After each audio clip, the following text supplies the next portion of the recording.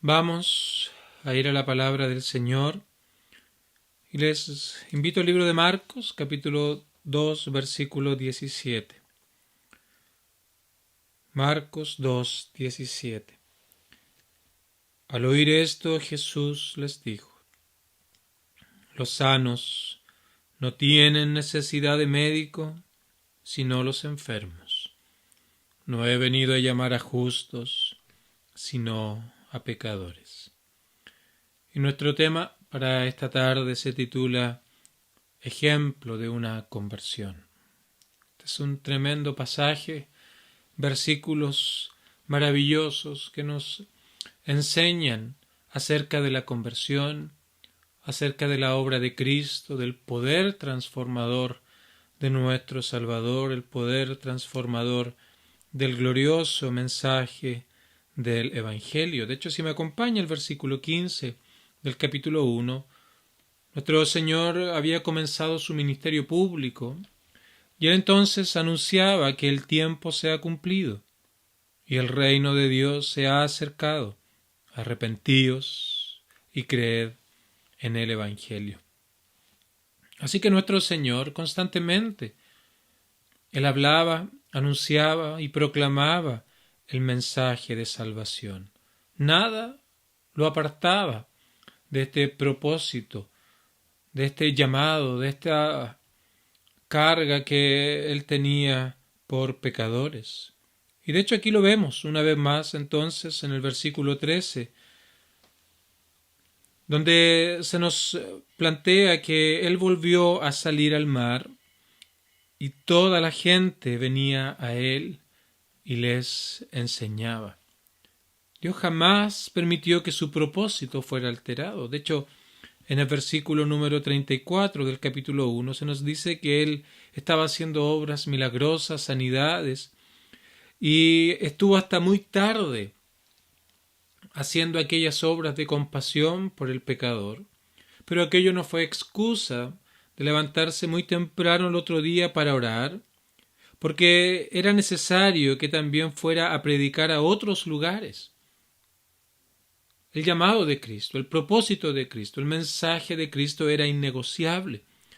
Y aquí la gente una vez más se reunía alrededor de Él, quería escucharle, quería oír lo que Él tenía que decir.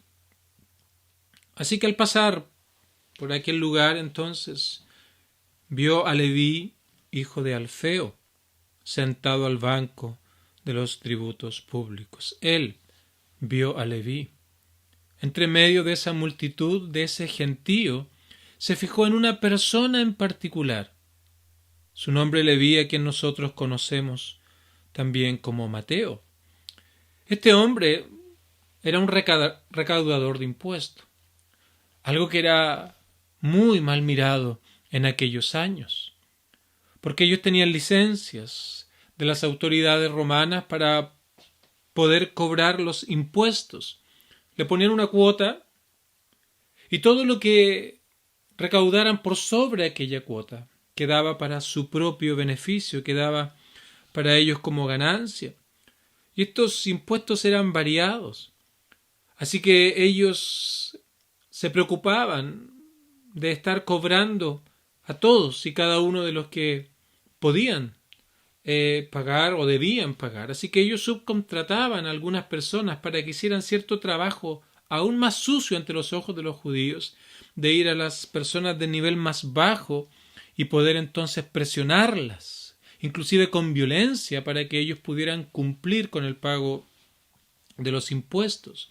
Así que esto les llevaba a ser odiados por sus compatriotas, muy mal mirados, eran tratados de la peor forma, como traidores. Así que su círculo de amigos era bastante limitado. Se circunscribía a personas como ellos, porque nadie más quería entablar una relación con estas personas. Se caracterizaban por amar el dinero aún más que a su propio pueblo. Y cuando pensamos en esta persona, en este tipo de personas, y en particular en Mateo o en Leví, nos damos cuenta de lo que es el llamado de Dios, porque a este hombre, dice el versículo número 14, se dirigió Jesús de manera personal cuando le vio y le dijo: sígueme. Ahora esto, para los escribas, los fariseos, los religiosos de aquellos años, que este tipo de personas eran lo más bajo, ellos se escandalizaron. Ellos no entendían cómo Cristo se podía relacionar con publicanos, con pecadores, con recaudadores de impuestos, porque ellos, los religiosos, jamás se iban a mezclar con ellos.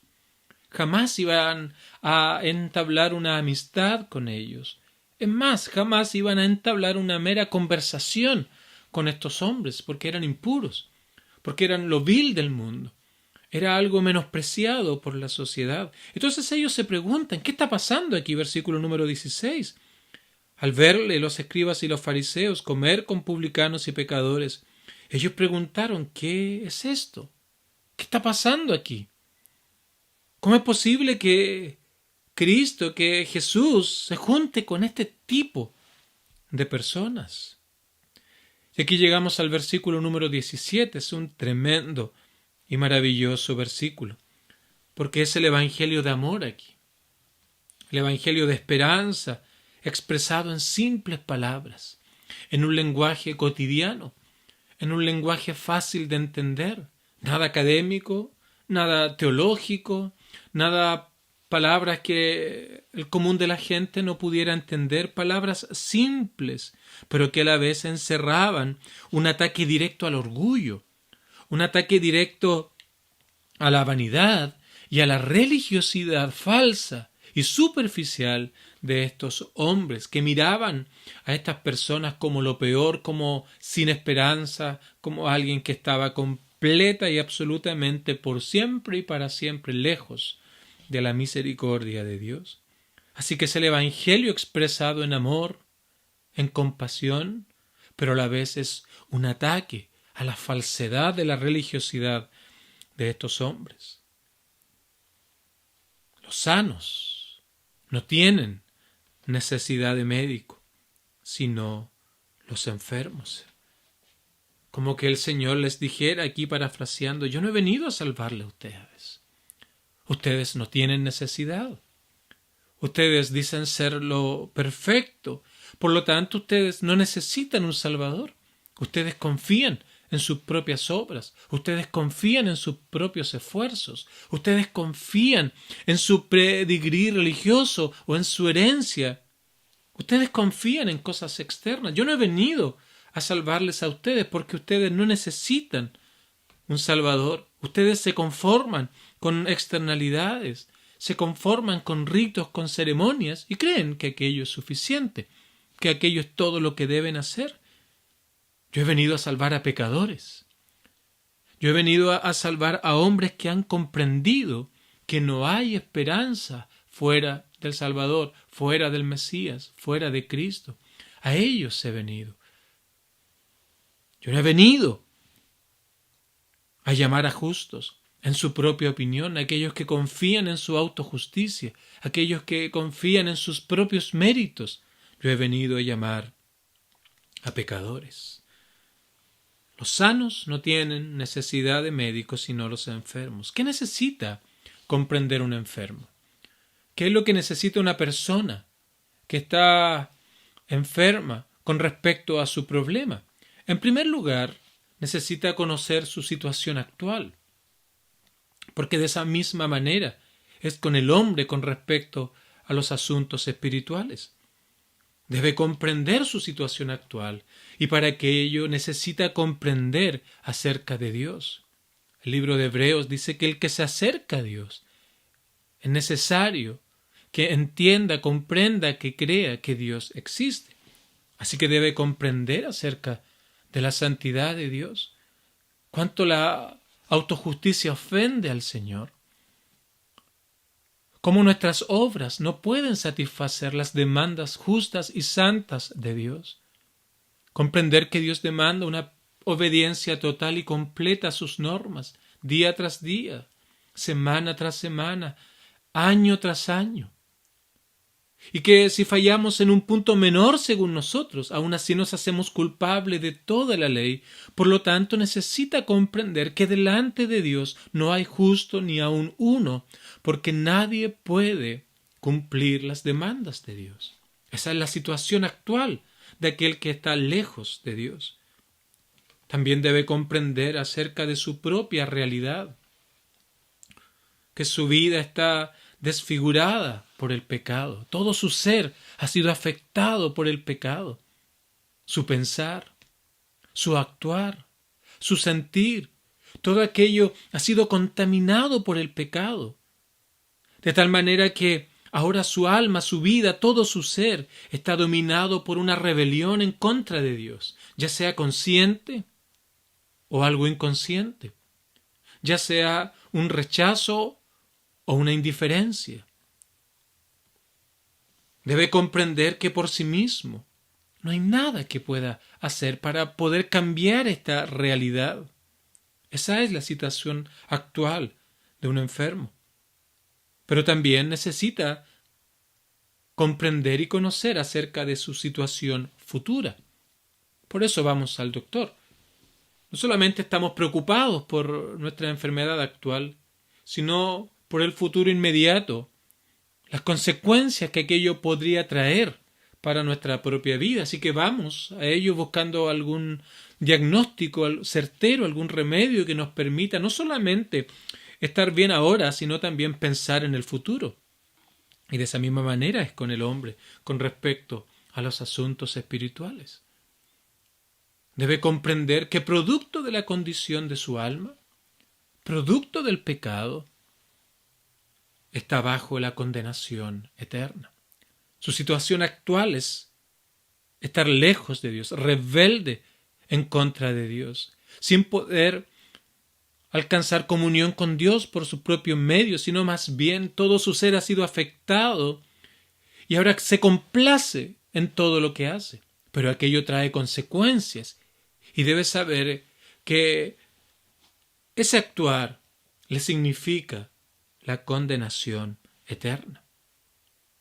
También que no hay cura en sí mismo para estas cosas, que no hay solución basado en sus propios medios para esta terrible realidad, que no hay nada que pueda hacer por su propio beneficio en relación a esta condenación eterna en la cual el hombre se encuentra producto del pecado que reina en su corazón. Pero en tercer lugar, un enfermo no solamente requiere conocer su situación actual, de qué es lo que está enfermo. No tan solo requiere conocer su situación futura, acerca de las consecuencias que trae esto si no es tratado, sino por sobre todo, necesita saber el remedio para esta problemática. Entonces, en primer lugar, con respecto a los asuntos espirituales ahora, el hombre debe comprender que no son los doctores, no es la religión, no son mis propios deseos, no son mis maneras de ver la vida, no son mis ideas acerca de Dios las que pueden salvar mi alma. No es caminar kilómetros golpeando su cuerpo, no es apartar ciertos días del año para privarse de ciertos alimentos, para de cierta manera tener los pensamientos puestos en la cruz para luego olvidarlo y seguir viviendo como si el Calvario no existiese. Entiende que aquello no es la solución para su alma. Los fariseos pensaban de esta manera. Ellos pensaban que la religión de ceremonias, de ritos, les hacía aceptos delante de Dios. Confiaban en su herencia nacional, confiaban en sus ceremonias religiosas, confiaban en su entendimiento y conocimiento acerca de la ley, pero nada de aquello podía cambiar el corazón. Así que el remedio, en primer lugar, consiste en comprender que nada de esto puede solucionar el gran problema del hombre. Pero en segundo lugar, y por sobre todo, ahora comprende lo que Cristo ha venido a hacer. Y aquí lo dice, Él ha venido a salvar a pecadores. No he venido a llamar a justos. No he venido a llamar a aquellos que confían en sí mismos, sino he venido a llamar a pecadores, a enfermos, a aquellos que comprenden, entienden y reconocen que ellos no pueden salvarse a sí mismos, así que acuden al médico de almas, aquel que puede transformar el corazón, aquel que puede hacer nueva todas las cosas. Confían en Cristo, que da salvación plena y gratuita a aquellos que abandonan su propia justicia, que abandonan sus propias ideas, que abandonan sus esfuerzos humanos, que abandonan sus ritos y ceremonias como medios para lograr ser aceptos delante de Dios y confían total y completamente en la justicia de Cristo, salvación plena y gratuita. Gratuita para nosotros, gratuita para el hombre.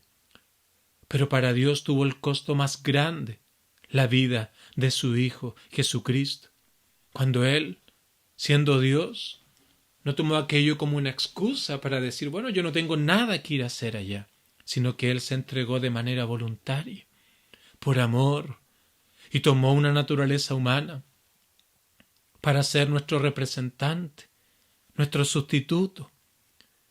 Y Él vivió aquella vida de obediencia, aquella vida conforme a los mandamientos de Dios, aquella vida de acuerdo a las normas perfectas y santas de Dios, sin fallar en ninguno de ellos.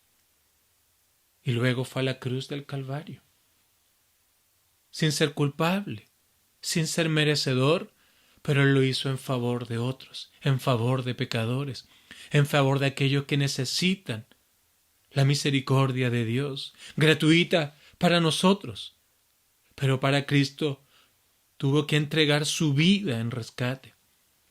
Dolor terrible, dolor y angustia inimaginables, no solamente en su cuerpo físico, sino en su alma, cuando el castigo por el pecado del hombre, de aquellos que iban a venir delante de él, fue cargado, fue comprimido y puesto sobre Cristo en la cruz, para que aquel pecador que confía en Cristo y nada más que en Cristo pueda hallar salvación, pueda hallar comunión con Dios. Así que Cristo trae a quienes de manera sincera han visto su condición pecaminosa, que entienden que están condenados a muerte y no hay absolutamente nada que ellos puedan hacer, reconocen que por sí mismos no tienen esperanza, pero confían en Él como el único medio por el cual pueden ser librados de la ira venidera, ser librados de la condenación y trasladados al reino de luz, trasladados al reino de libertad, de la muerte a la vida eterna. Hombres que estaban muertos en delitos y pecados, no comprendían estas cosas, pero un día se dieron cuenta en la condición en la que estaban. Permíteme ilustrar esto. ¿Te estás ahogando?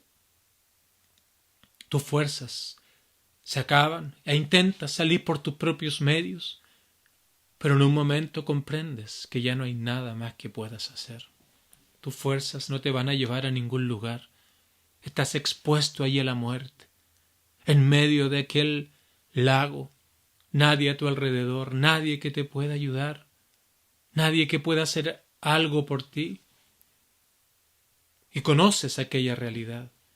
Conoces que no hay nada ya que puedas hacer para poder librarte de aquella condición. Cuando en ese momento entonces tú comienzas a pedir ayuda insistentemente, ayuda sincera, ya no confiando en tus esfuerzos humanos para nadar y llegar a la orilla porque ya no puedes. Así que ahora comienzas a pedir ayuda, comienzas a pedir que alguien pueda hacer algo por ti.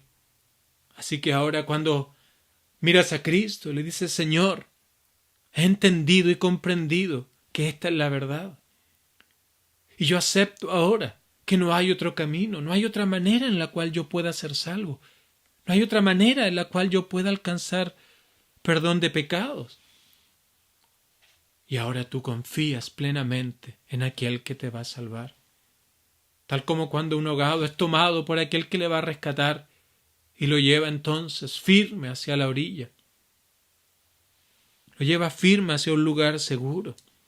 Entonces conoces tu realidad, aceptas que no hay otro camino y ahora confías completamente en ese único camino que te puede dar comunión con Dios.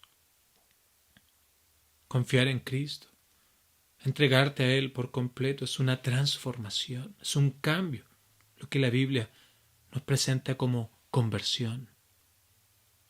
Una transformación, un cambio radical en la vida que incluye un cambio de carácter, un cambio de perspectiva de la vida, un cambio de propósito. Ya no vivimos para nosotros mismos, ya no vivimos para satisfacer nuestros propios anhelos y deseos humanos y terrenales, sino que ahora queremos vivir para Dios, en obediencia a Él, no para ganarnos el favor de Dios, sino en gratitud por lo que Él ha hecho en favor de nosotros. Conversión, transformación, una nueva criatura. Ahora, con respecto a la conversión, ¿qué podemos decir? En primer lugar, la conversión es una obra de gracia de Dios en favor de pecadores. Jamás vendríamos a Dios por nosotros mismos. Piensa en Mateo. Él estaba en su trabajo, disfrutando del dinero que había conseguido, disfrutando de sus amistades, pero Cristo pasó por allí y vio a este hombre y simplemente le dijo: sígueme.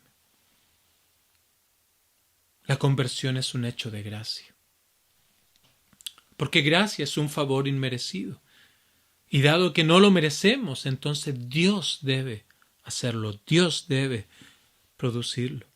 El más grande de todos, el eterno e inmutable e infinito Dios, haciendo algo por el más pequeño, extendiendo su misericordia a pecadores,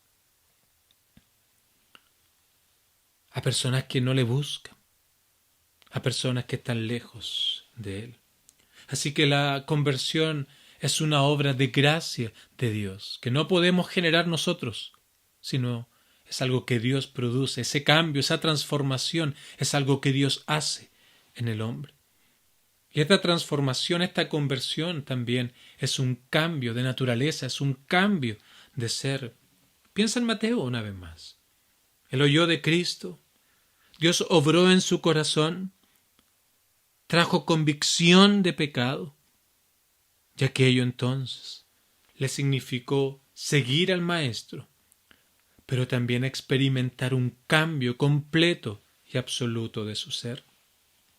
De hecho, el libro de Lucas, en el pasaje paralelo a este que estamos teniendo delante de nosotros en esta hora, nos da mucha más luz y mayor entendimiento con respecto a cómo Mateo respondió al llamado de Cristo, donde dice que él lo dejó todo, y dejándolo todo, él siguió a Cristo. Mateo jamás iba a poder volver a su antigua vida. Mateo jamás iba a poder volver a esa antigua manera de ser. Su carácter había sido transformado y para Mateo era el todo o nada.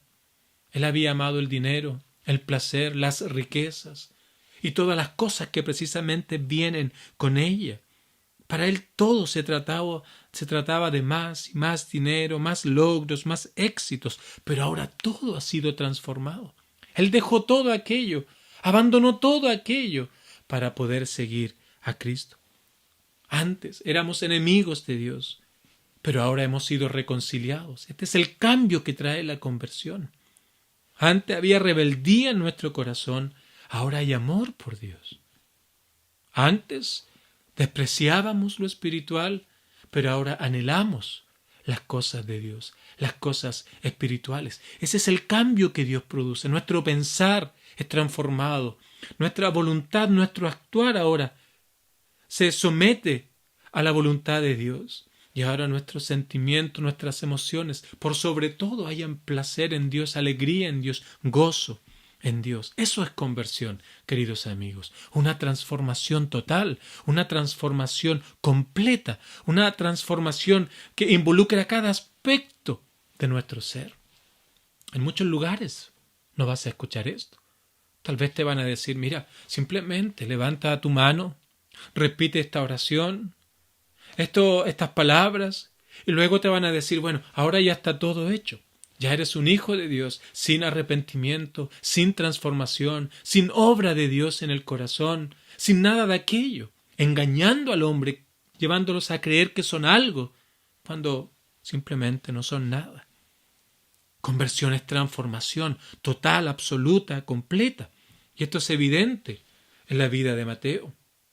Porque en primer lugar, la conversión trajo a la vida de Leví, de Mateo, el deseo de conocer más de Cristo. Mira el versículo 15. Ahora lo vemos sentado a la mesa con Jesús. Él le invitó a su casa porque él quería saber más de Cristo. Quería conocer más de Él. Quería conocer más del Evangelio. Quería conocer más de la vida cristiana. Así que había un deseo de conocer más de Cristo, algo innato en aquel que ha sido transformado por el poder de Dios. Pero también la conversión trae un anhelo, un deseo de comunión con otros que también han seguido a Cristo. Lo plantea el versículo número 15. Él estaba sentado a la mesa con muchas personas que eran discípulos porque habían muchos en ese lugar que le habían seguido. Viene ese deseo de compartir con otros creyentes, porque la comunión cristiana es un instinto del creyente, de aquel que ha sido transformado, de aquel que ha sido cambiado por el poder de Dios, de aquel que ha experimentado la conversión. Pero también la conversión trae un deseo de que otros conozcan a Cristo. Porque la conversión trae un nuevo propósito, una nueva perspectiva de la vida. Y ya no haya placer en aquellas cosas que antes encontraba alegría, sino que ahora se goza en Dios y quiere que aquellos amigos y cercanos puedan comprender estas verdades.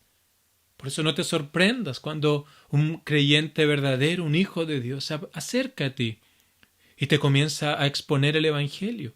Cuando te llama, cuando te invita a su hogar y te empieza a hablar de estas verdades, porque es el más grande favor que te puede hacer, de anunciarte el mensaje de vida y de la manera en cómo tú puedes también ser un hijo de Dios. Estos eran los amigos, los colegas de Mateo, lo odiado del mundo. Estos matones seguramente para los escribas y fariseos. Estos eran los que Mateo estaba interesado en que escucharan del Evangelio. Y en tercer lugar, la conversión también es ser limpios y perdonados del pecado, porque la conversión trae perdón total. Toda culpa es quitada, todo registro de pecado es borrado. Ya no hay condenación. Ya no hay infierno para aquel que ha experimentado la conversión. Ya no hay enemistad contra Dios. Todas las cosas son hechas nuevas. Pero si tú piensas que puedes lograr perdón de pecados sin conversión, es pensar en tener basura en la calle y simplemente tapar todo aquello. Taparla con tierra para no verla, pero la basura sigue allí. Y si quieres construir sobre aquello, ese terreno se va a compactar con el peso de la construcción y aquella casa ha de caer. Así es tratar de construir una vida espiritual con un corazón no regenerado. Así es tratar de construir vidas sin haber sido perdonados por Dios. Pero lo que hace la conversión es eliminar la culpa, es eliminar el pecado, es eliminar la condenación, es quitar ese pecado arraigado en nosotros que nos domina y nos controla, guiándonos y trayéndonos a libertad ahora para poder obedecer a Dios y el deseo de poder hacerlo. Y quiero concluir con mi último punto acerca de lo que la conversión es. La conversión es personal. Los fariseos, escribas, confiaban en su herencia por ser de cierta nación, de cierta casta sacerdotal. Ellos pensaban que ya estaba todo hecho. Pero mira aquí el llamado de Cristo. Vio él personalmente a Leví, hijo de Alfeo, sentado al banco de los tributos públicos, y a él le dijo: sígueme. porque la conversión es algo personal. No es algo que se obtiene porque eres parte de una familia cristiana, porque asistes a una iglesia, porque tienes actitudes religiosas. No. La conversión es algo personal. Y es algo que Dios obra de distinta manera. Si tú ves los milagros que le ha hecho previamente, algunos los sanó en respuesta a oración de otras personas. Al leproso lo tocó. Al paralítico le hizo un milagro al levantarlo de aquella condición, y a Leví simplemente iba pasando y le dice: sígueme. Y así también ocurre contigo, querido amigo. Tú puedes encontrar a Dios en el secreto de tu corazón, donde quiera que tú estés. No necesitas ropajes especiales, lugares especiales. No necesitas ir a tal o cual lugar. Simplemente busca un lugar quieto, sin distracción, y ora delante de Dios como nunca antes lo has hecho. Pídele esa conversión a Él. Ruega por ese cambio, porque es algo que Dios hace. Es algo que Dios produce en el corazón. Y ora delante de Dios con sinceridad. Ora delante de Él, reconociendo que no hay nada que tú puedas hacer. Y mientras hace aquello, arrepiéntete de tus pecados. Esta es mi vida, esto es lo que yo he hecho. No tengas excusas. No culpes a otras personas, no culpes a tu familia o a otras personas que han estado a tu alrededor. Dile que tú has sido un tonto, has sido un necio al no considerar las cosas espirituales, no haber considerado el llamado de Dios por su palabra. Y confiesa todas estas cosas delante de Dios y pídele por su perdón. Pídele que Él limpie tu pecado, que Él borre tu pecado, que los cargue a Cristo en la cruz, de tal manera que ahora tú puedas ser hallado justo delante de Él. Dile con palabras simples, palabras llenas de verdad, palabras que añoren la salvación, y dile: soy un pecador miserable. No merezco tu perdón. No merezco que tú puedas salvar mi alma, y yo no puedo reformarme a mí mismo. Señor, me arrepiento de cada pecado, de cada actitud, de cada pensamiento. Estos son los que yo he hecho durante toda mi vida. Pero también yo confío en lo que Cristo hizo en la cruz del Calvario, cuando Él compró la salvación para aquellos que confían en Él, que depositan su confianza en Él, llevando el castigo que el pecador merecía, cargándolo sobre sí mismo, para que yo hoy día, creyendo en Él, pueda alcanzar comunión con Dios. Señor, yo lo merezco. Yo merezco el infierno, yo merezco la condenación, pero confío en que el sacrificio de Cristo en la cruz es suficiente para mí. Él llevó mi culpa, Él llevó mi castigo. Debes confiar en Cristo, sin un gramo de autoconfianza, sin un gramo de autojusticia, sin un gramo de algún mérito propio. Debes confiar tan solo en Cristo, que Él compró el perdón de los pecados al morir allí en la cruz del Calvario. Si tú lo haces con sinceridad, si tú confías en el Señor y tan solo en Él, Él te oirá, Él responderá a tu clamor y te dará una nueva vida, una nueva naturaleza, nuevos deseos, nuevos objetivos, nuevos propósitos de la vida. Y mi pregunta es: ¿has hecho esto? ¿Te has entregado a Él en arrepentimiento sincero? ¿Has confesado a Él tu maldad, el orgullo de tu corazón, la mentira, la vanidad, el placer y la complacencia que hallabas en esas cosas que ofenden a Dios? ¿Ha sido esto una experiencia en tu vida, la conversión verdadera, la transformación que es evidente por medio de las nuevas actitudes que vienen con este cambio? Querido amigo, no hay otro camino. Si has confiado en ti mismo, estás en la misma condición que antes, lejos de Dios, en enemistad contra Dios, apartado de Dios. No hay otro camino que confiar únicamente en Cristo para alcanzar misericordia. Termino leyendo una vez más el verso 17. Los sanos no tienen necesidad de médico, sino los enfermos. Y mira estas hermosas palabras. No he venido a llamar a justos, sino a pecadores. Que el Señor nos ayude a todos.